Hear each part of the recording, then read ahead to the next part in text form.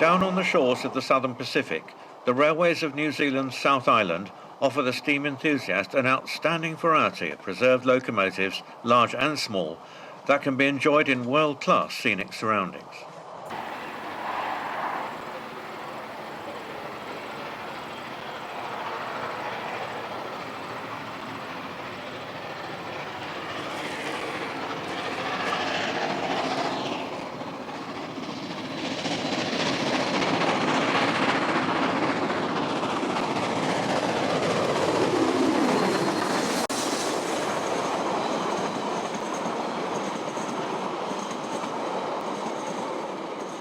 From New Zealand's capital city of Wellington in the North Island, at the top right of this map, we start our journey by sea, taking the passenger and road rail ferry across the Cook Strait to South Island.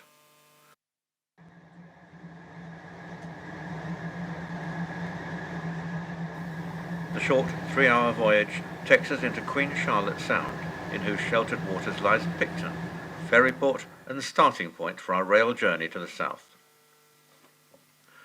In charge of our special train is Mainline Steam Trust's J-Class 482 number 1211, built in Glasgow in 1939 and now restored with a replica of the streamlining she carried up until the late 1940s. The train climbs away from Picton on the first stage of South Island's main North Line.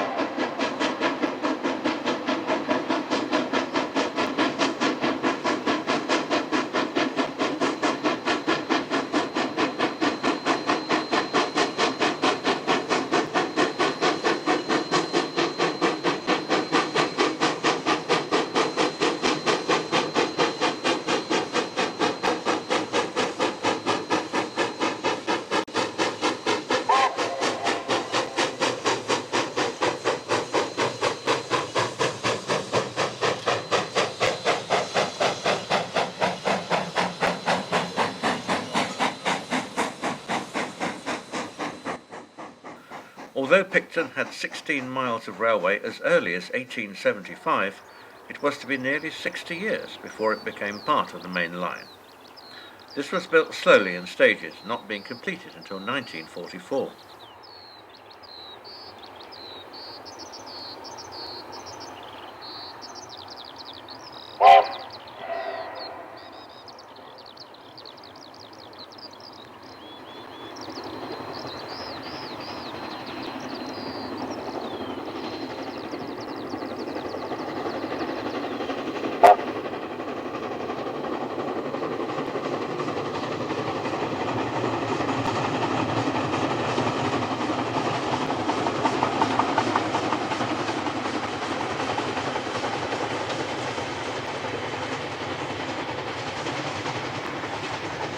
J speeds over the Wairau River on a modern concrete bridge that has replaced the original wooden trestle.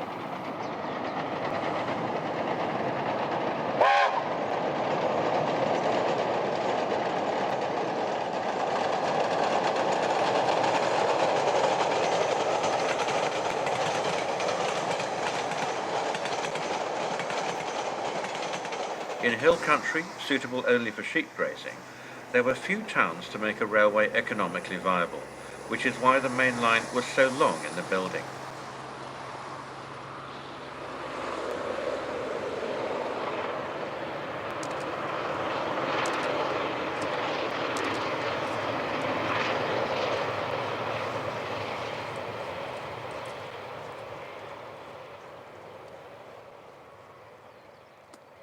"31 miles from Picton, the railway builders reached the wide Awatere River in 1899.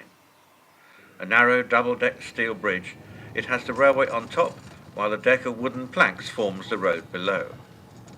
It's over 350 yards long and took 3 years to build, being completed in 1902. There were other similar structures on the South Island system, but they have all been replaced now, and this was the last survivor.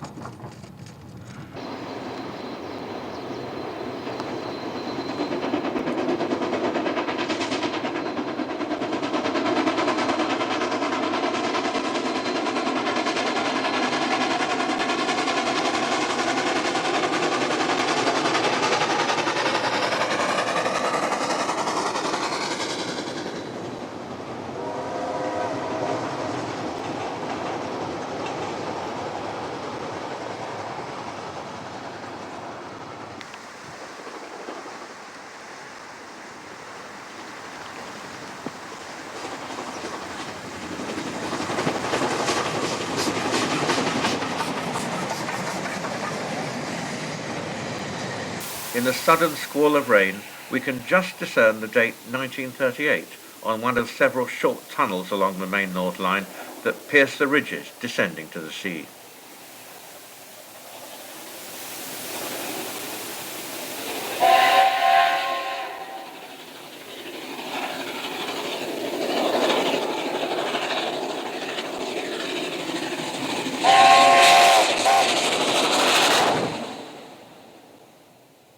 Kaikoura, the first town in the more populous Canterbury district, is where the two halves of the North Line joined in 1944, finally completing the South Island main trunk. Our J-Class now pulls away in the rain towards Christchurch.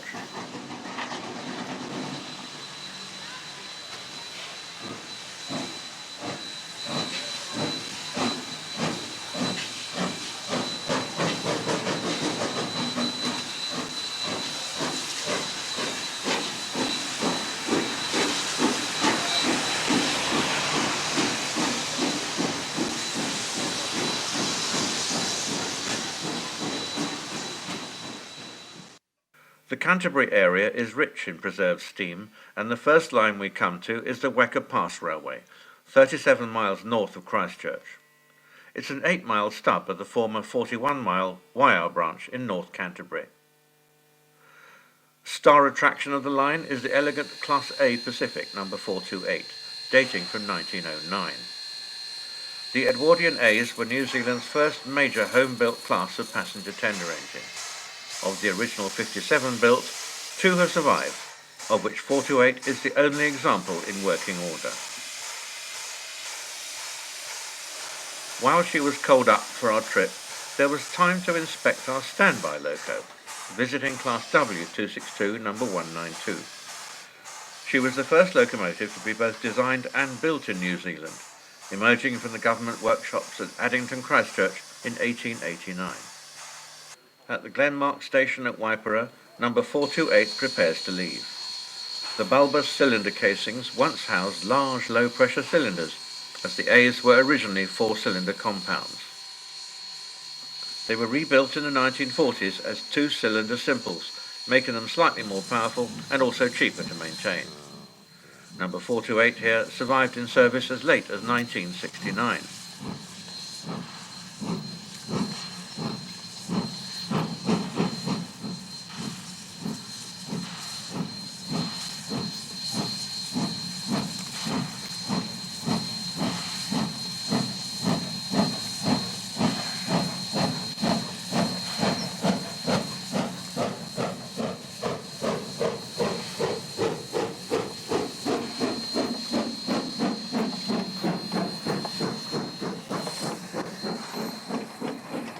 The train romps away from the flat Canterbury plain for a mile or so but soon hits the steep climb to the Wecker Pass on an average gradient of 1 in 50. The line was built in 1886, not only to serve the farming country in North Canterbury, but also as part of the main line to be taken over another pass further north to rejoin the coast. But the direct coastal route was chosen instead, and the Wecker Pass tracks remained forever a backwater, closing to passengers in 1939 and to goods in 1978.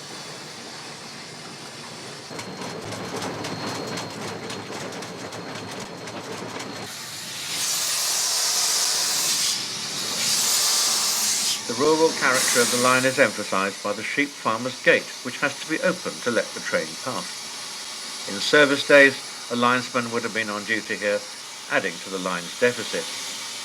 Hardly the stuff of a main trunk to the north.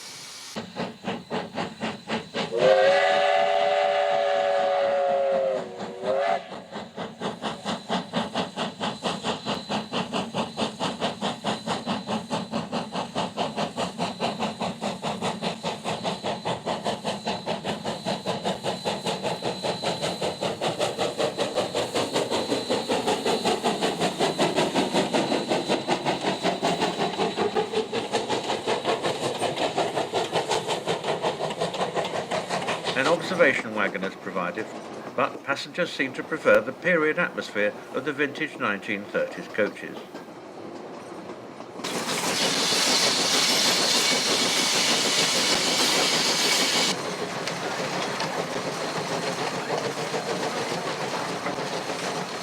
The Wecker Pass is famous for its limestone outcrops, notably the Frog Rock and the Seal Rock.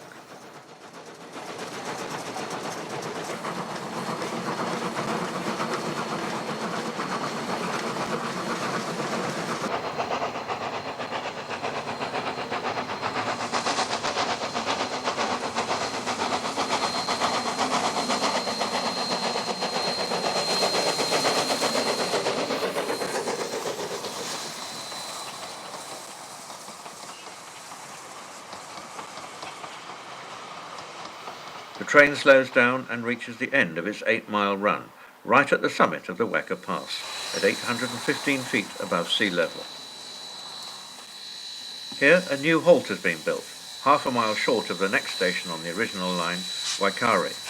This has eliminated a busy crossing on a main road and also an awkward reverse gradient of 1 in 60. The ballast has been raised to keep both the new terminus and its reversing spur on the level. Number 428 prepares to run round its train for the return to Glenmark and poses nicely for photos in the process. In the foreground is the track bed on the descending grade of the closed section.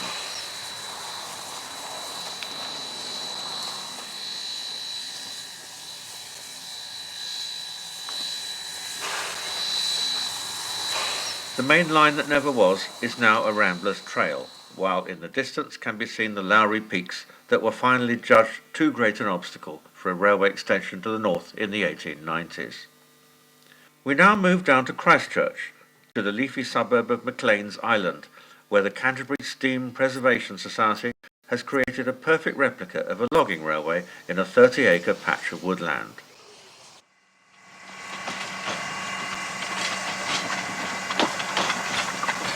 An ex-Public Works Department 040 TAC hauls passengers around the site in gondola cars, while the days of the classic New Zealand bush tramway are evoked by a Heisler V-type geared locomotive, built in North Island by the Price Company. The Heisler design has two inclined cylinders set at 90 degrees to each other, driving a crankshaft connected to the geared wheels of each bogie.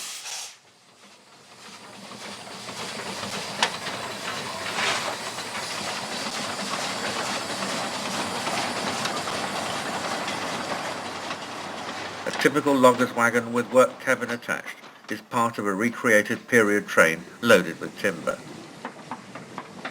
We were fortunate to secure a ride on a proving run, as visitors are normally only conveyed in the gondola cars.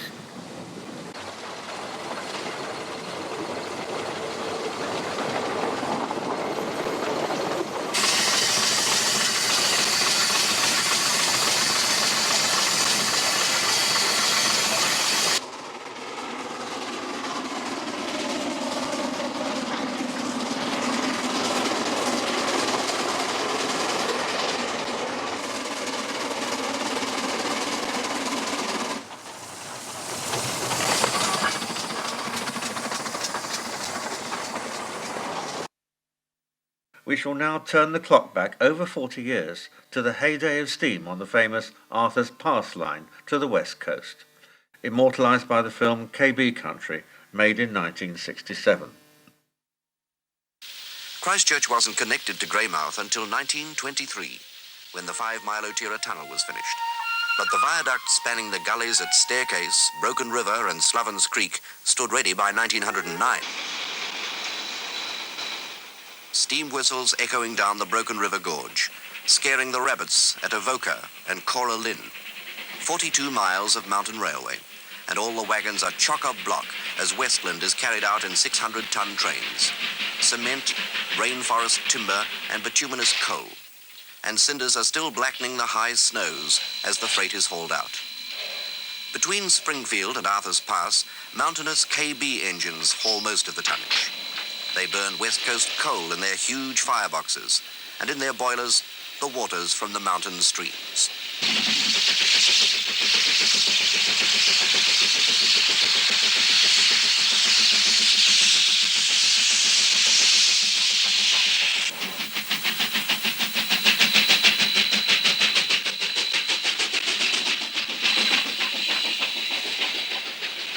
When these scenes were filmed, the big 484s were receiving their final overhauls as steam facilities across the country were being phased out.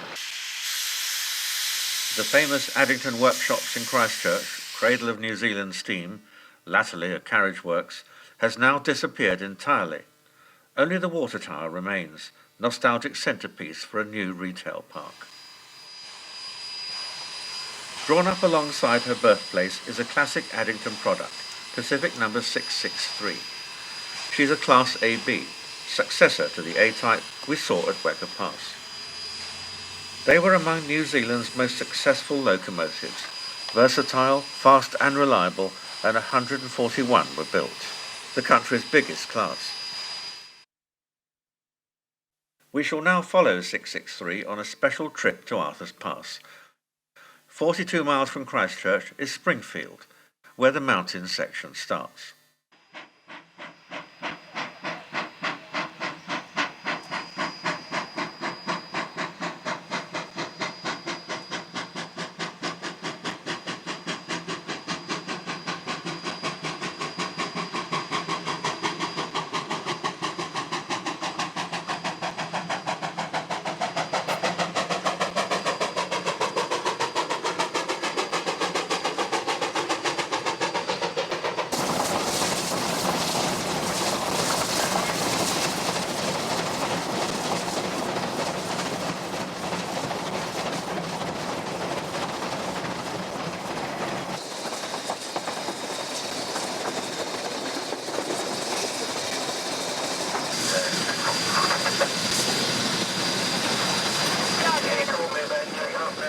Many bridges have high fences that act as windbreaks.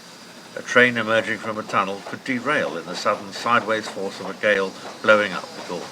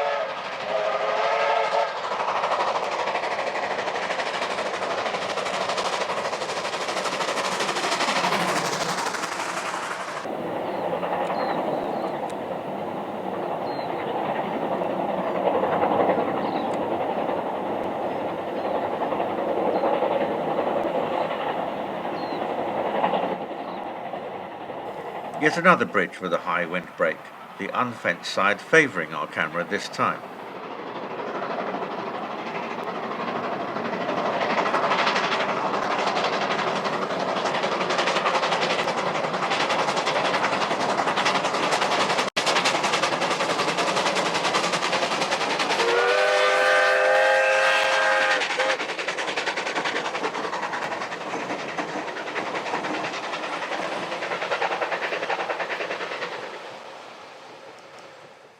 At Craigieburn we are reminded of the railway's main business, as our AB is put into a loop to cross a diesel-hauled coal train from Westport, headed for the port of Lyttelton.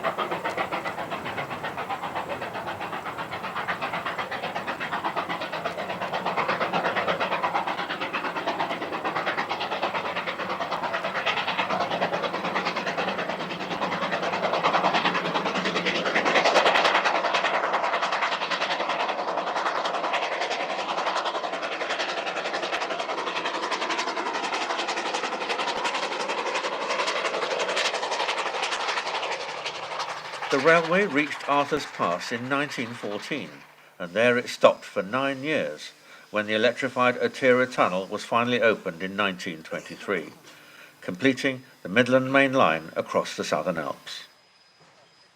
Our steam trip terminated here. The AB was put on the turntable where the KBs used to be turned after handing over their trains for electric haulage to the west. Now the time-honoured routine of finding the point of balance, our AB seeming too far back until one remembers the table was made big enough to take the K, which was 7 feet longer.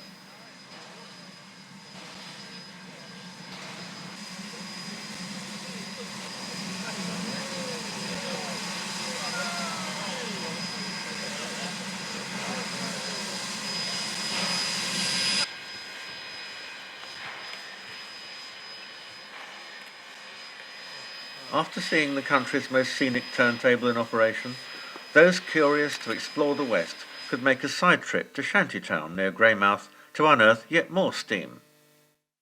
A restored gold rush town of the 1870s, in its day it had a population of 5,000 prospectors.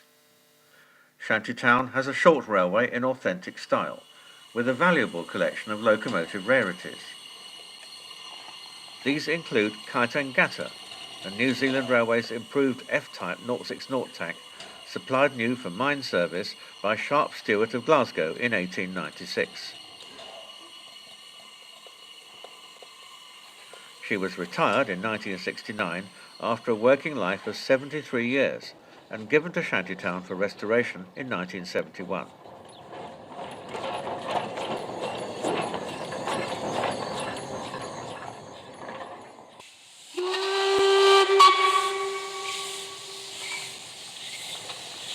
Katangata shares the roster with a typical American logging engine, a Climax geared locomotive exported to New Zealand in 1913 and employed at various sawmills.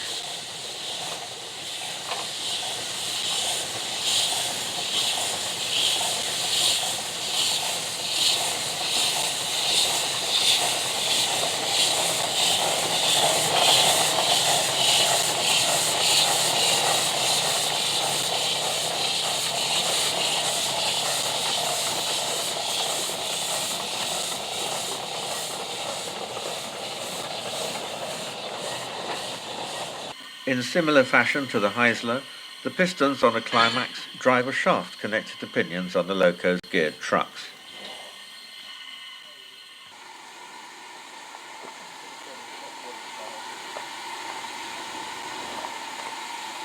With the tractive force geared down, a little power could go a long way, so long as speed didn't matter.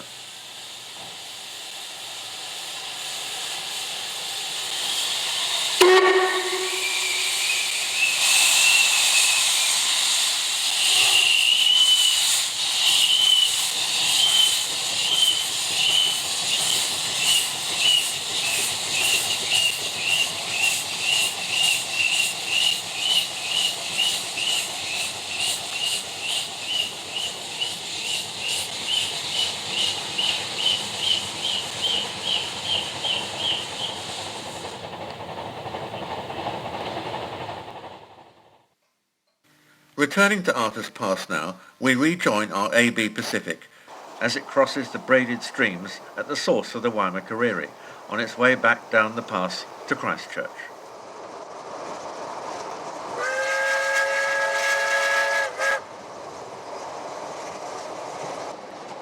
Though mainly downhill all the way, favouring heavy loads from the west, the line has a 2-mile reverse gradient of 1 in 50 beyond the halt at Cass. A banking engine was once stationed here, but wasn't needed after the arrival of the KBs. They had booster cylinders on the trailing truck, giving an extra 6,000 pounds of tractive force. In a brief flashback to 1967, we can see under the KB's cab the exhaust of the booster in use and then being cut off. With only 6 vehicles to pull and a good head of steam, our AB had no need of such refinements and romped up the Cass Bank in fine style.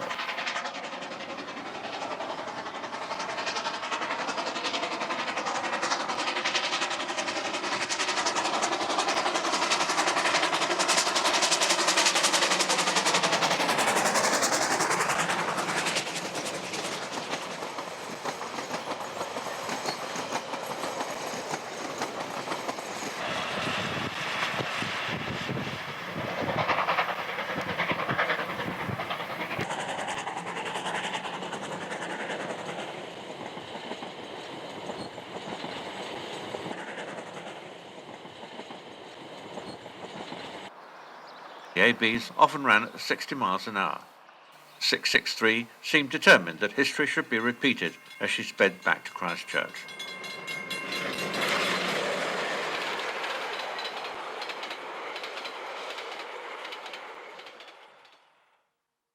Before moving on from Christchurch, we shall look at 2 more items of vintage transport. Queen Victoria presides over the return to the streets after an absence of 40 years of restored South Island cars. Number 11 here first ran in Dunedin and had originally been imported from Philadelphia, USA.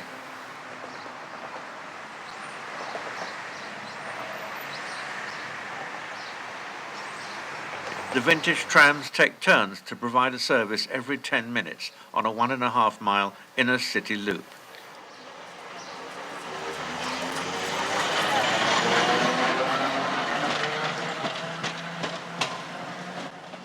It's mainly for tourists, but many locals find it useful too.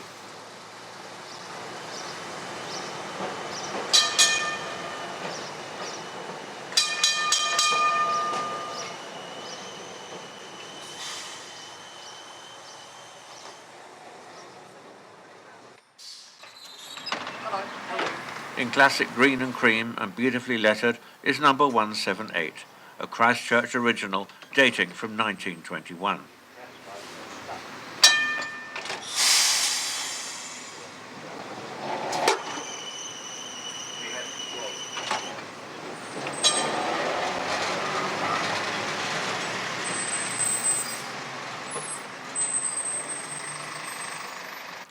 An even older Christchurch car is the semi-toast rack number 152.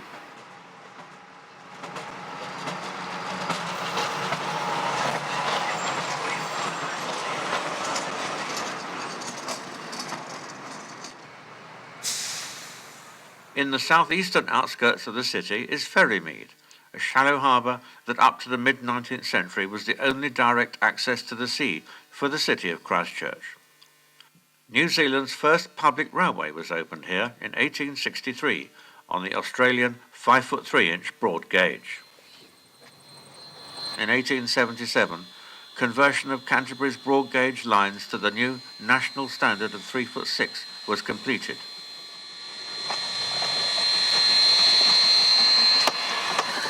One line, however, was not re-gauged. The redundant Ferrymead branch was closed and lifted instead, the country's first rail closure. 100 years were to elapse before Ferrymead saw rails again. The centenary of its closure was marked in 1977 by its reopening as part of the new Ferrymead Historic Park. Now on 3'6" gauge, the branch was at last part of the national network. The locomotive is of special interest, being one of only 3 American-built engines to survive in New Zealand.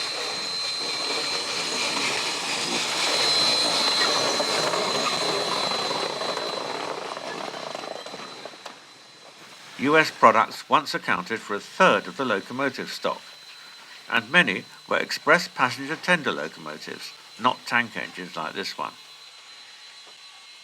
When 357 was delivered in 1901, US imports were already on the wane, as Addington's homegrown output steadily increased.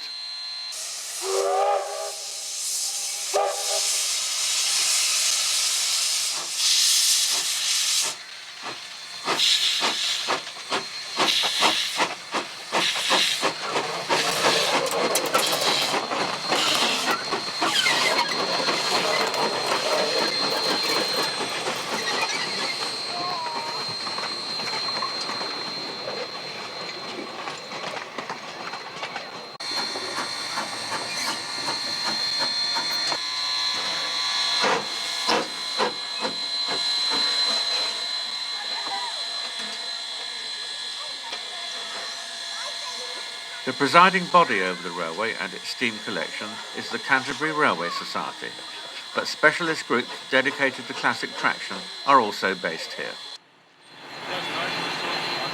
This vintage electric loco was one of 5 built by English Electric in 1922 for the 1 in 33 grade in the Otira Tunnel on the western approach to Arthur's Pass.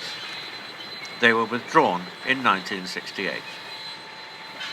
The 1929 loco behind it operated from Christchurch through the tunnel to Lyttelton Harbour. It was replaced by diesels in 1970. And continue our odyssey with mainline steam on the South Island trunk, revisiting the famous racing stretch towards South Canterbury. 2 engines now, the AB and the J, a stirring sight indeed. A chance here to observe at close quarters the American Baker valve gear, first used in New Zealand on these streamlined J's in 1939.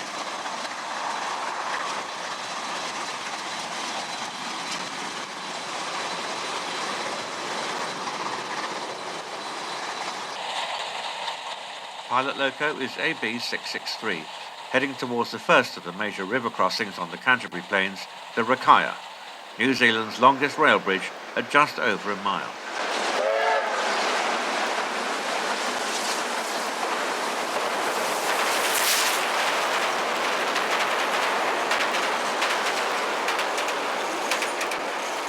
Next is the Ashburton River Bridge, like the Railcar, opened in 1873 and originally shared with the road.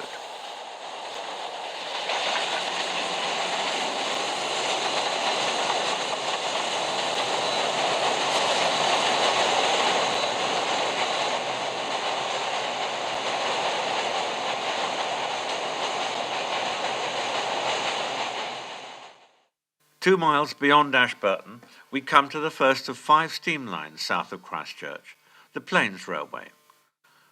The only one to remain connected to New Zealand railways. It consists of a preserved stub of the former Mount Somers branch. The halt at Tynwald was the first stop on the line, but next to it there's now a replica station. Regular locomotive on the Plains Railway is another of New Zealand's hidden treasures. Used in the early years of railway construction, 12 of these sturdy little A-class tanks were imported from Scotland in 1873. After 20 years, they were sold off to industrial users. Number 64 spent 70 years at the Canterbury Frozen Meat Company.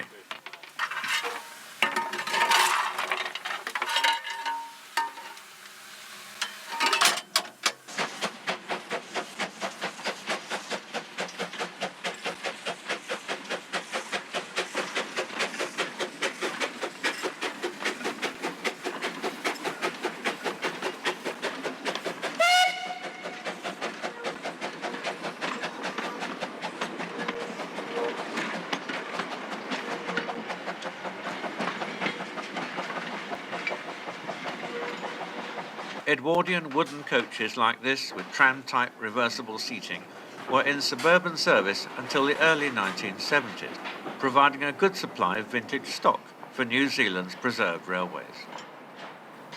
The tight loading gauge means the carriages are only 8 foot wide, but that's enough to hide our tiny locomotive in this rear view, which makes the train look a bit like a steam rail car.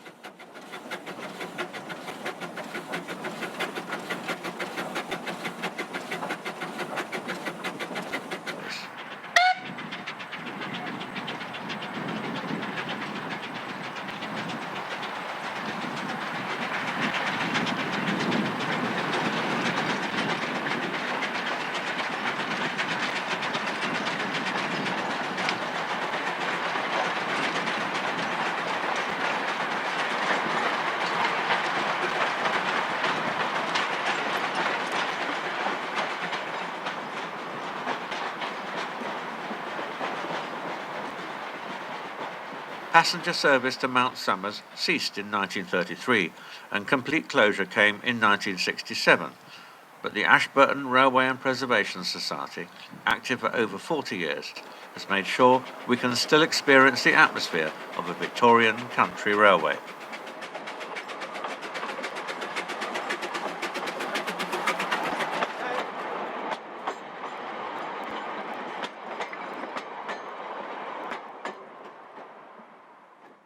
We shall now return to the South Island main trunk with its great river crossings.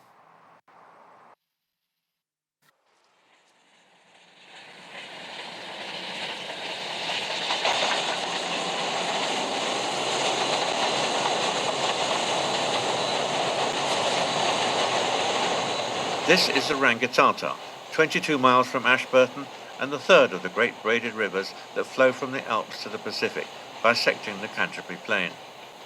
It's half a mile long, crossing 2 arms of the river. The train here may appear to have reached the far bank, but has yet to cross the main river beyond.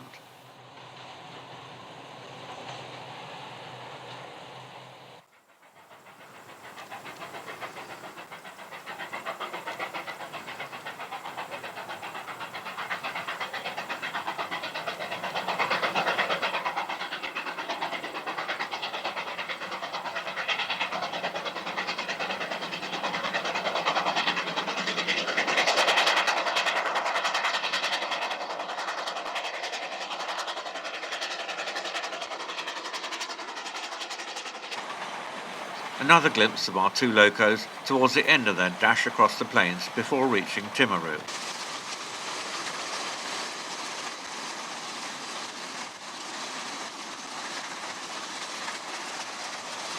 AB number 663 once served as royal engine for the Prince of Wales tour of North Island in 1920.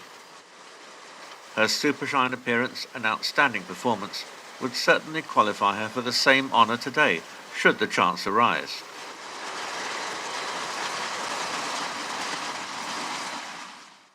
We come now to another of South Island's popular heritage railways, at Pleasant Point, on a section of the former branch line to Fairlie. 12 miles from the coastal town of Timaru in South Canterbury, Pleasant Point was opened in 1875.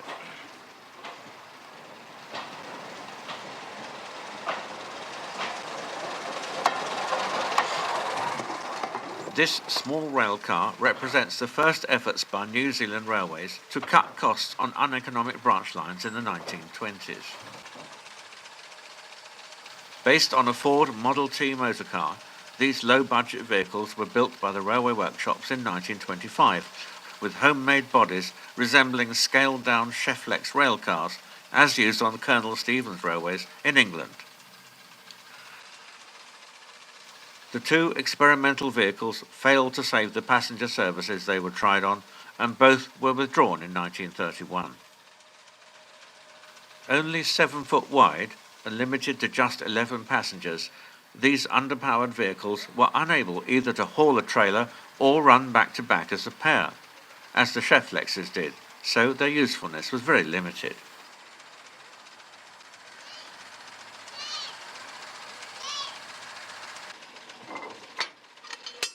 Today's rail motor number 4 is a full-scale replica.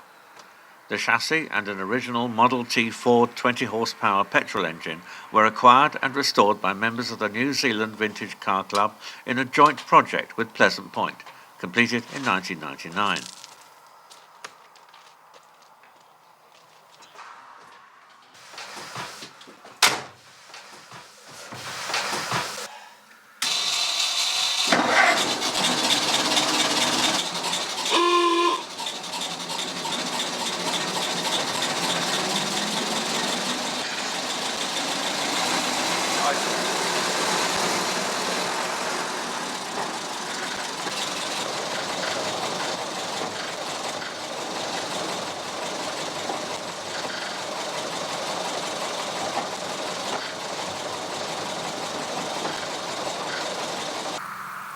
Nicknamed the coffee pots, the rail motors were very light, weighing just under 2.5 tons. They were prone to derailment due to build-up of earth and stones over the rails at crossings on the unmade roads at the time.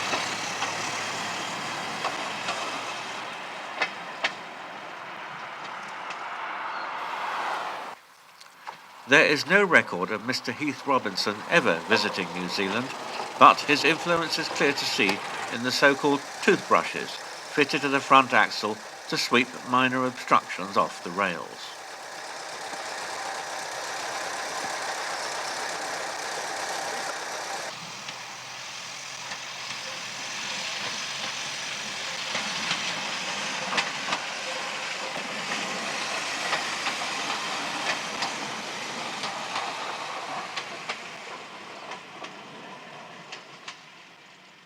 Back at the depot at Keen's Crossing, our tiny railcar is dwarfed by a full-size carriage. It's one of only 2 restored birdcage or gallery coaches in the whole country, dating from 1898.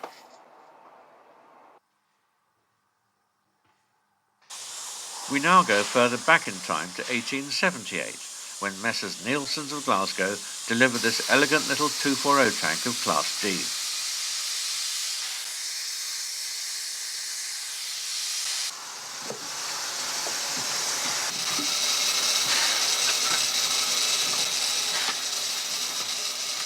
Pleasant Point certainly specialises in rarities, as this is currently the only working example of a D.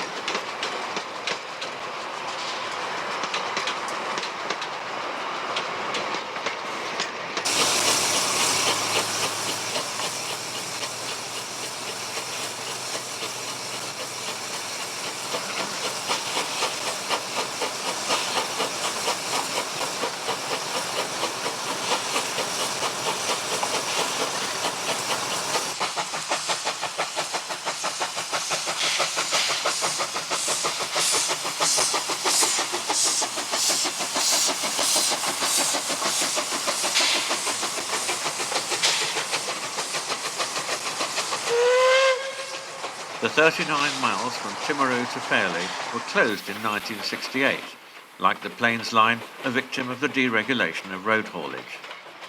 Within 2 years, all the track had gone, except for this 1.5-mile stretch, saved for posterity by the Pleasant Point Railway Historical Society.